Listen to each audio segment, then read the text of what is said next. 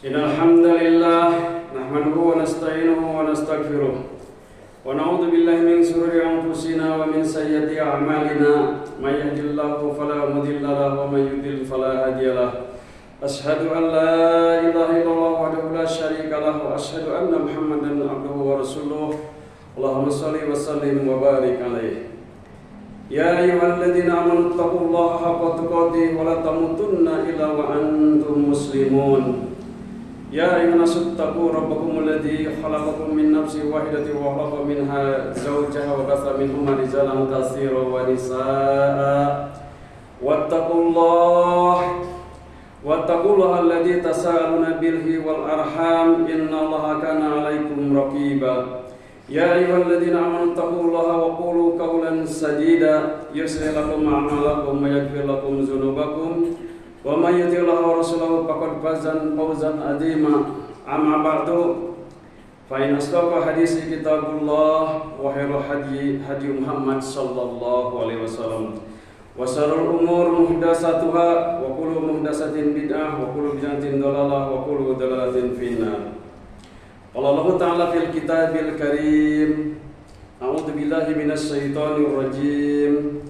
Bismillahirrahmanirrahim. Wala tahsabanallahu ghafilan amma ya'malu dhalimun innama yu'akhiruhum liyawmin tashkhasu fihil absar. Wa qala Rasulullah sallallahu alaihi wasallam ittaqu zulma fa inna zulma zulmatu yaumil qiyamah. Hadirin jamaah Jumat rahimakumullah, marilah kita meningkatkan ketakwaan kita kehadirat Allah Subhanahu wa taala. Yang pertama, perbaiki ibadah kita, khusus sholat, usahakan yang 5 waktu ini laki-laki berjamaah di masjid. Yang kedua, saudara kita yang perempuan, keluarga kita yang perempuan, usahakan untuk bisa menutup aurat secara sempurna. Menurut para ulama, jika 2 ini saja dulu kita mulai, maka insya Allah ada perbaikan-perbaikan dalam kehidupan keberagaman kita. Allah akan mudahkan untuk selanjutnya mengamalkan perintah-perintah yang lain. Marilah kita meningkatkan ketakwaan kita kepada Allah Subhanahu wa taala dengan menggunakan seluruh sumber daya yang kita miliki, harta, intelektualitas, tenaga dan lain-lain. Kita gunakan semaksimal mungkin dalam rangka taat kepada Allah, taat kepada baginda Rasulullah sallallahu alaihi wasallam. Ingatlah bahwa seluruh kehidupan kita di dunia ini akan dimintai pertanggungjawaban kelak di hadapan Allah, dan ingatlah bahwa kita hidup di dunia ini hanya sebentar saja. Pada hari ini khatib ingin menyampaikan ancaman bagi satu, kezaliman kepada rakyat, kedua korupsi atau riswah, ketiga kolusi yaitu kerjasama dalam kezaliman, yang keempat nepotisme, dan yang kelima ancaman bagi pemungut pajak.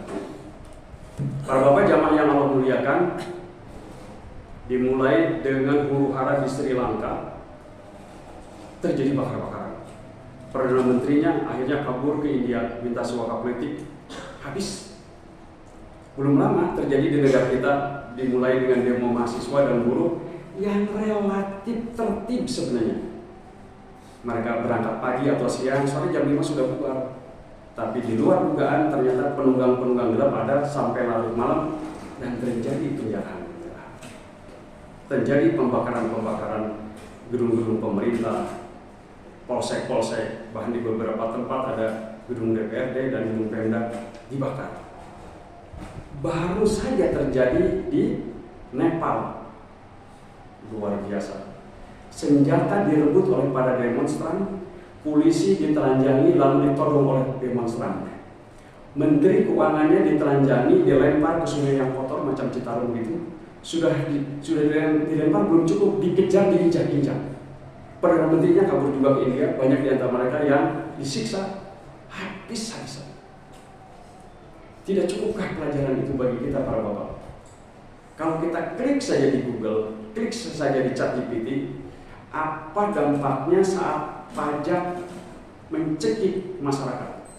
Dari zaman Romawi kuno, kemudian daulah-daulah Islam setelah Khalifah yang 4 belakangan, bahkan di kerajaan-kerajaan Tanah Jawa, manakala pajak sudah mencekik rakyat, rakyat sudah tidak kuat lagi, ekonomi susah, sementara pejabatnya berpoya-poya, rusuh. Tidak cukupkah ini menjadi pelajaran buat kita? Ekonomi susah, pengangguran di mana-mana, jangankan merekrut tenaga baru, yang ada aja PHK, bahkan raksasa sekelas Gudang Garam melakukan PHK.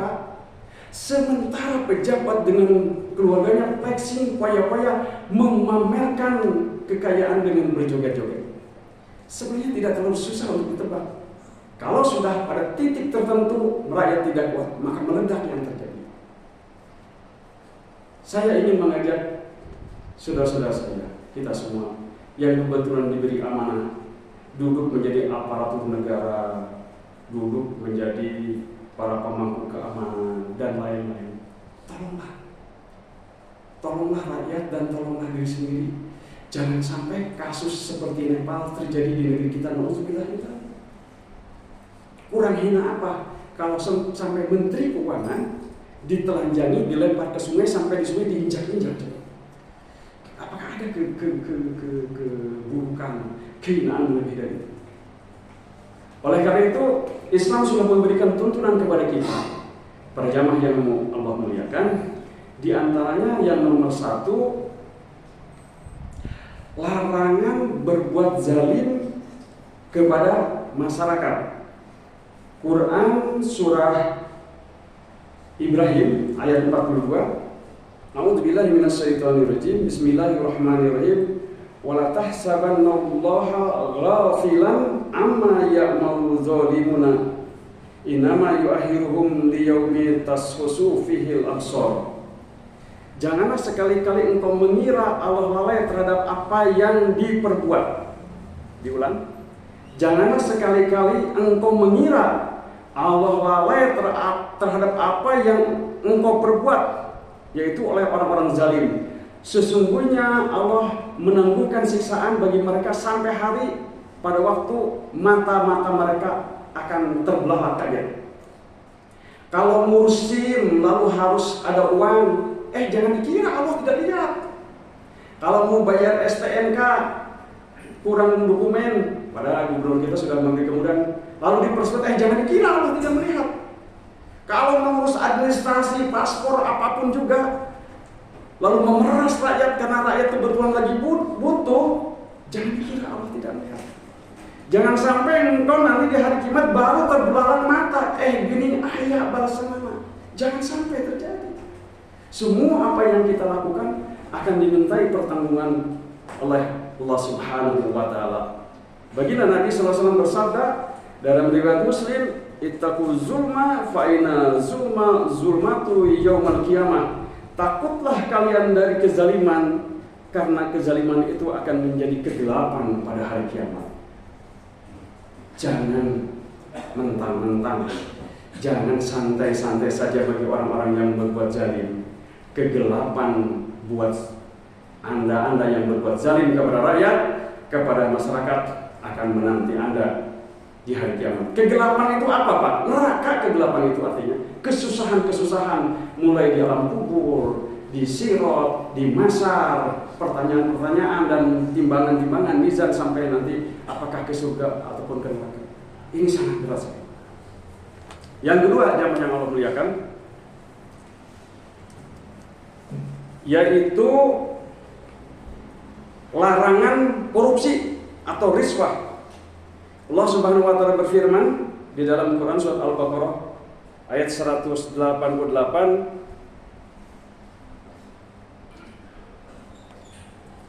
wala taqulu amwalakum bainakum bil batili wa tudlu biha ilal hukamil litaqulu fariqum min amwalin nasi bil ismi wa antum ta'lamun. Dan janganlah sebagian kamu memakan harta sebagian yang lain dengan jalan yang batil. Janganlah kamu memakan harta yang lain dengan cara yang batil. Dan janganlah kamu membawa urusan itu pada hakim supaya kamu dapat memakan sebagian harta orang lain padahal itu dosa. Sedangkan kamu mengetahui, sudah tahu, orang itu sudah tahu dia itu berada pihak salah. Ngerebut tanah orang lain misalkan, ngerebut fasilitas orang lain. Lalu karena dia punya kuasa hukum, punya kemampuan untuk berargumentasi di depan pengadilan, maka digugatlah orang itu ke pengadilan dan dia memenangkan dalam pengadilan itu, padahal tahu dia itu adalah salah. Maka orang-orang yang begini Allah ancam juga seperti tadi saya sampaikan. La'anallahu rasiya wal murtasi. Allah melaknat pemberi suap dan penerima suap. Yang ketiga, kolusi. Kolusi yaitu pengertiannya bekerja sama dalam kezaliman. Allah Subhanahu wa taala berfirman dalam Quran surat Al-Maidah, "Wala ta'awanu 'alal ismi wal udman wattaqullaha innallaha shadidul iqab." Dan janganlah kalian tolong-menolong dalam dosa dan permusuhan, dan bertakwalah kepada Allah, sesungguhnya Allah sangat keras sisanya. Bertolong-menolong itu harus dalam kebaikan. Jangan bertolong-menolong dalam dosa, dalam keburukan. Allah ancam dengan siksa yang keras. Yang keempat, nepotisme. Mengutamakan kerabat dalam jabatan.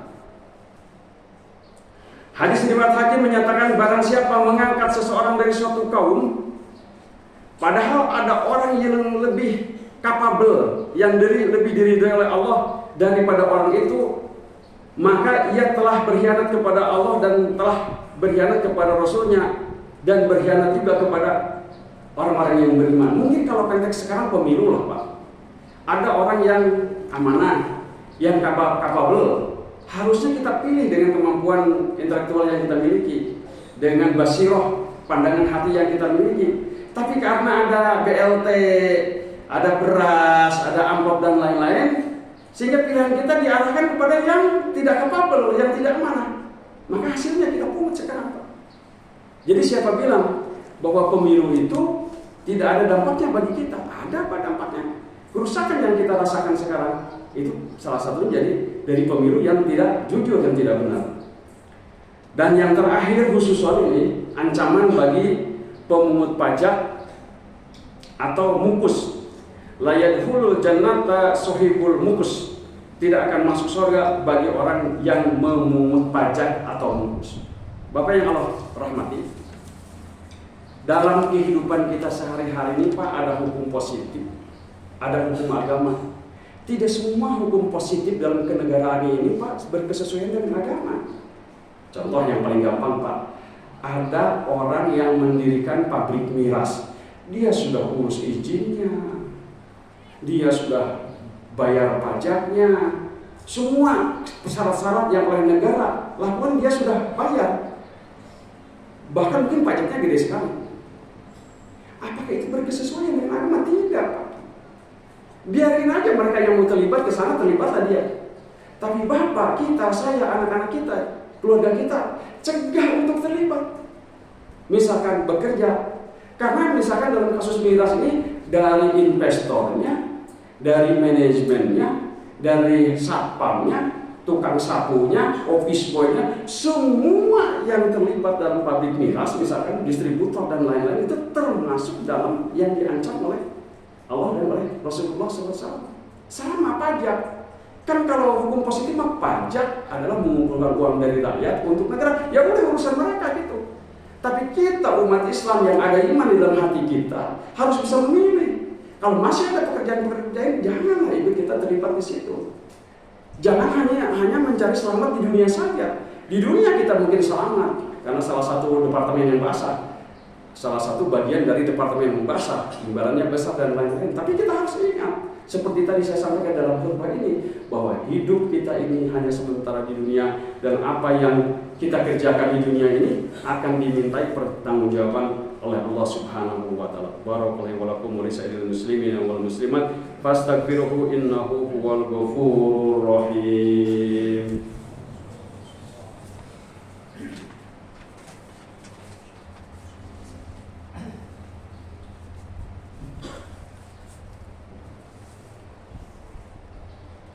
Alhamdulillahirabbil alamin hamdan katsiran thayyiban mubarakan fi wassalatu wassalamu ala sayyidina Muhammadin khairil anbiya wal mursalin wa ala alihi wa ashabihi ajmain.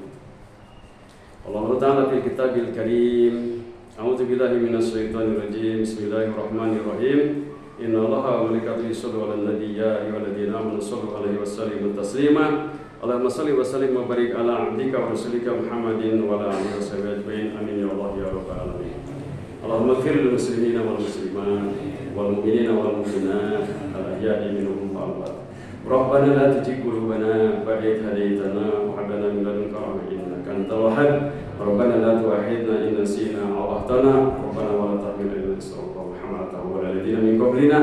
Rabbana wa la tuhammilna ma la taqata lana bih wa'fu 'anna waghfir lana warhamna anta maulana fansurna 'alal qawmil kafirin. Allahumma salli salamatan fid din wa afiyatan fil jasad wa jihatan fil ilmi wa barakatan fil rizqi wa tawbatan qabla wa rahmatan inna wa maghfiratan wa khairan hisab. Rabbana atina fid dunya hasanah wa fil akhirati hasanah wa qina adzabannar. Assalamualaikum.